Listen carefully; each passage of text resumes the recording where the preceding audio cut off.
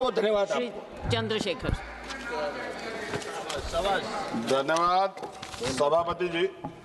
नियम 193 के अधीन वामपंथी उग्रवाद पे हम लोग चर्चा कर रहे हैं और क्योंकि ये बड़ा संवेदनशील विषय है तो बहुत कम समय में बड़ी गंभीरता से मैं अपनी बात को रखूंगा। सभापति जी, हम लोग फूले, साहू, अंबेडकर को मानने वाले लोग, हम लोग संविधान को मानते हैं, संविधान के आधार पर चलते हैं। हम लोग बंदूक को सही नहीं मानते और बंदूक का रास्ता सही भी नहीं, क्योंकि अगर कमजोर कभी बंदूक उठाएगा तो उसको कुचलना, उसको मारना आसान हो जाएगा, नक्सली या और तमाम तरह के आरोप लगा के। इसलिए बाबा साहब ने कलम की बात की और कलम को हथियार बताया। सभापति महोदय, मगर सवाल ये है कि 1947 में जब हम लोग आज़ाद हुए तो इस देश का जो वंचित वर्ग, SC, ST, OBC, जब 15 अगस्त को आज़ादी का सवेरा आ गया तो क्या जल, जंगल, जमीन में बंटवारा हुआ? उसको उसका हक अधिकार मिला? अगर उसको जमीन मिल जाती, घर मिल जाता, उसको अवसर मिल जाते तो आज प्रधानमंत्री आवास योजना नहीं चलानी पड़ती। सभापति महोदय, जमीन का राष्ट्रीयकरण नहीं हुआ। इसलिए मैं बहुत जिम्मेदारी, क्योंकि मैं तो वो व्यक्ति हूं जिसके खुद के ऊपर NSA, नेशनल सिक्योरिटी एक्ट लगा जब मैं अपने लोगों के लिए लड़ने गया, और 2 अप्रैल 2018 को मेरे जैसे बहुत सारे लोगों पर लगा, क्योंकि हम अपने हक की लड़ाई लड़ रहे थे। सवाल यह है, नक्सलियों के नाम पे क्या आदिवासियों की हत्या स्वीकार्य हो सकती है? हम लोग इसका विरोध करते हैं। हमारा स्टैंड है, हम नक्सलवाद के समर्थक नहीं है, लेकिन आदिवासियों को नक्सली कहकर उनकी हत्या नहीं होनी चाहिए। सभापति महोदय, देश की 1/4 आबादी SC, ST, 25% से ज्यादा बड़े समाज के साथ जब जुल्म, जाति, अन्य अत्याचार होता है, उनकी हत्याएं होती है, उनकी बहनों का रेप होता है, उनको मारा जाता है, जलाया जाता है, उनके घरों को फूका जाता है, तब इस सदन में चर्चा क्यों नहीं होती? ये सदन क्यों नहीं सुनना चाहता? SC, ST, OBC के अन्याय के बाद क्यों नहीं सुनना चाहता? कितनी चर्चाएं होती हैं, आज हालात कितने सारे अलग अलग हैं, लेकिन चर्चा इतने बड़े 25% समाज पे क्यों नहीं होती? 52% OBC पे क्यों नहीं होती? सभापति महोदय, मैं तो मानता हूं, कुछ लोग फॉर्मेलिटी के लिए कहते हैं, अगर मैं आना होता मैं तो चर्चा के लिए चिल्लाता हूं कितनी बार, वरना तो SC, ST के लिए कोई चिल्लाता भी नहीं है। ये तो रिप्रेजेंटेशन है संविधान में। ये ना होता हमारे घरों में, हमारी गलियों में कोई वोट मांगने नहीं जाता।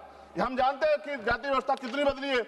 और एक हमारे सज्जन कह रहे थे कि जाति व्यवस्था की वजह से एक दलित ने छोड़ दिया नक्सलवाद को, लेकिन सवाल यह है, बाबा साहब अम्बेडकर ने भी ये धर्म छोड़ा था क्योंकि यहाँ जाति व्यवस्था खाई है, ऊंच नीच का भाव है। सभापति महोदय, हमारे सम्मानित एक भाजपा के सांसद जवाब दे रहे थे बड़ी चिंता के साथ। सभापति, बहुत इंपॉर्टेंट है, आप सुनिए, बहुत इंपॉर्टेंट है ये।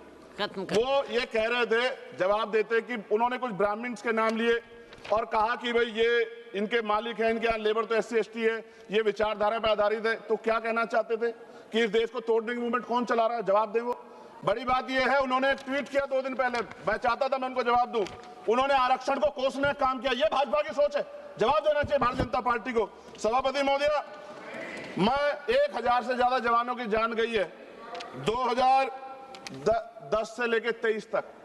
CRPF के जवान संसद की सुरक्षा करते हैं, बॉर्डर की सुरक्षा करते हैं। अभी असिस्टेंट कमांडेंट अजय मलिक की, उसका पैर उड़ गया, उनको प्रमोशन नहीं मिल रहा है। सुप्रीम कोर्ट उनके फेवर में थी, सरकार रिव्यू पिटीशन में गई, फिर उनके फेवर में थी। खत्म करूंगा 30 सेकंड में। सभापति महोदय, फिर भी बिल आ गया। मैं ये पूछना चाहता हूं, क्या एक CRPF, BSF जो CAPF के हमारे जवान है, क्या उनकी शहादत नहीं है? क्या उनको जो है शहीद का दर्जा नहीं मिलना चाहिए? उनको पुरानी पेंशन का लाभ नहीं मिलना चाहिए? उनको सभापति सुविधाएं नहीं मिलनी चाहिए? सम्मान नहीं मिलना चाहिए? और अंत में सभापति महोदय, इस देश में जवान शहीद होता है, उसको शहीद का दर्जा मिले, उसको सम्मान भी, लेकिन देश की सुरक्षा करते हैं। हम तो सम्मान करते हैं सेना का। सीवर में सफाई कर्मचारी मरता है, इतने आगे बढ़े हम लोग, उसके बच्चों को भी अपना पेट पालने के लिए कई तरह की मुसीबत गुजरना पड़ता है, कोई नहीं सोचता। सच ये है, इस देश में दलित, आदिवासी आज भी गुलामी की जिंदगी जी रहे। सरकार उनके लिए कुछ सोचना नहीं चाहती, सरकार नहीं सोचेगी तो फिर से किसी वाद का जन्म हो जाएगा। इस अन्याय का, ये जो कठोर अन्याय है, जो सदियों की हिंसा पे आधारित, सदियों के भेदभाव पे आधारित है, इसका जवाब सदन को देना पड़ेगा। सभापति महोदय, नेपाल में नई सरकार बनी, उन्होंने कहा हम दलितों से सार्वजनिक रूप से माफी मांगेंगे कि जो हमने उनके साथ अन्याय किया। ये सदन कब उनसे माफी मांगा जिनके साथ हजारों साल अन्याय हुआ और आज भी उनको रोटी, कपड़ा, मकान के लिए अन्याय लड़ना पड़ता है। धन्यवाद सभापति महोदय। जय भीम, जय भारत। अब्दुल राशिद शेख।